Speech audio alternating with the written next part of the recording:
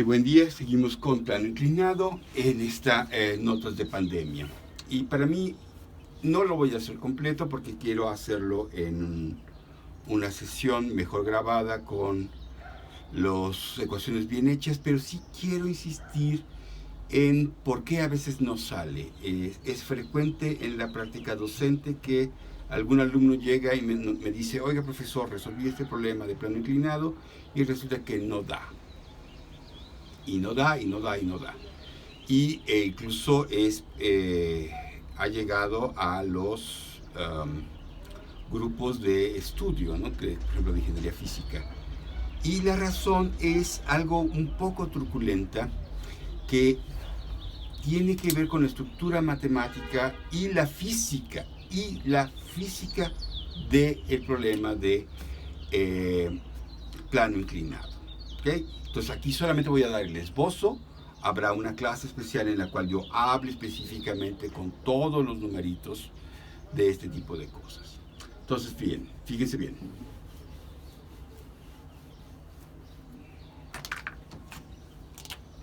Voy a poner el plano inclinado arquetípico. 1 y 2. Entonces tengo dos cuerpos. Voy a dar las fuerzas, ¿no? Digamos que una fuerza para acá es su peso, una F1, una F2, ¿ok?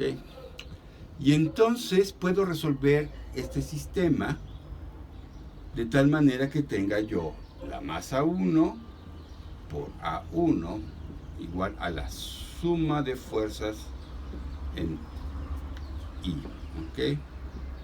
Y entonces esta suma de fuerzas incluye ya la normal, el peso, la fuerza que está empujando, la tensión y todo eso. Ahorita el asunto es que si yo resuelvo este y esta otra ecuación para M2,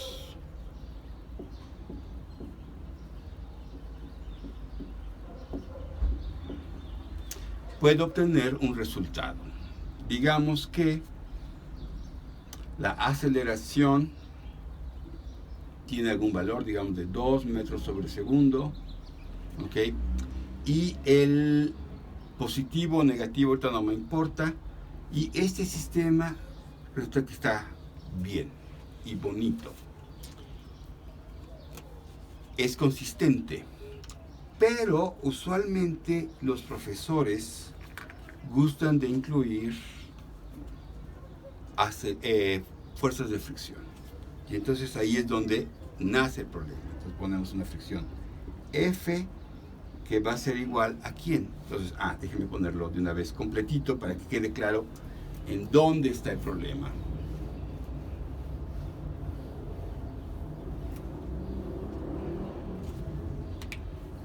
Entonces, usualmente lo que vemos es la fuerza de fricción F, que es igual a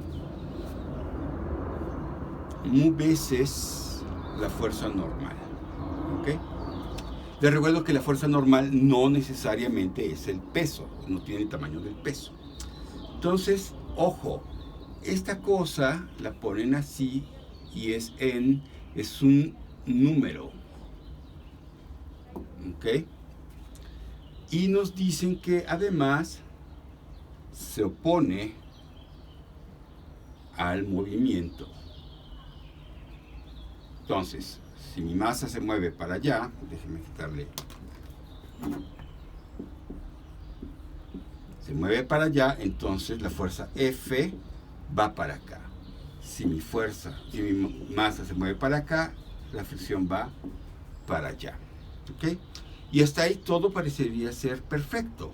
Lo que ocurre es que cuando uno diseña el problema y lo resuelve, le da una aceleración en el plano inclinado,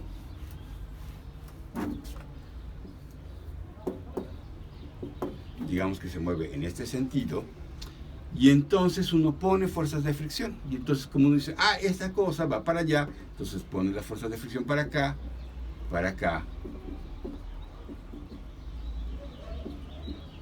y uno descubre que sí, efectivamente, si F es chiquita, todo funciona como uno quiere.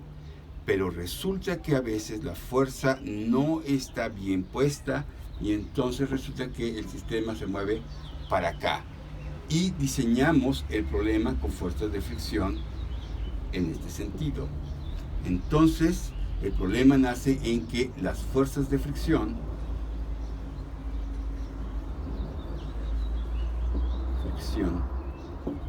no son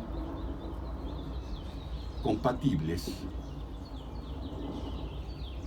con el movimiento. ¿Ok? Entonces, ese es el problema. Entonces, cuando estas fuerzas no son compatibles con el movimiento que se está haciendo, entonces, pues obviamente nuestro sistema sale inconsistente y no podemos decir bien a bien qué es lo que está pasando. Pero lo que pasó fue eso, que no tuvimos el cuidado de verificar que los datos que poníamos en el problema eran consistentes con el movimiento del problema original. Entonces, ¿cómo se deben diseñar estos sistemas?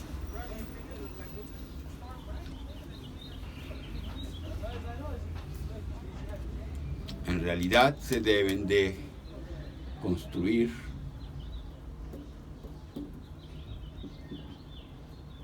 con la consistencia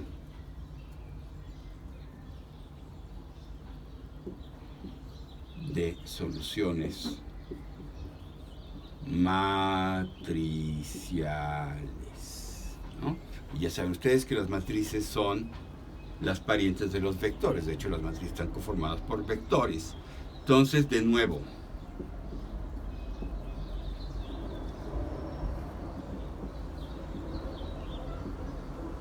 vectores. ¿Ok? Entonces, si no usan bien los vectores, tanto ustedes como los profesores que hacen los problemas para los exámenes, tenemos ese lío. ¿Okay? En mi caso, yo voy a procurar que el sistema sea consistente, que tenga una solución bien hecha, porque quiero que esa cosa sea clara para ustedes. Y si es inconsistente, obviamente les voy a decir, este sistema es inconsistente y ustedes lo que tienen que encontrar son tales y cuales variables para que eso tenga una solución sensata. ¿Okay? Termino esta sección diciendo que parte de nuestro problema es poner F igual a mu por n e indicar la regla de que va en contra del movimiento. En realidad lo que nosotros deberíamos describir es que tengo F vector igual a una cantidad que puede ser mu por n, puede ser otra constante que dependa de otras cosas, ¿okay? Con un signo menos,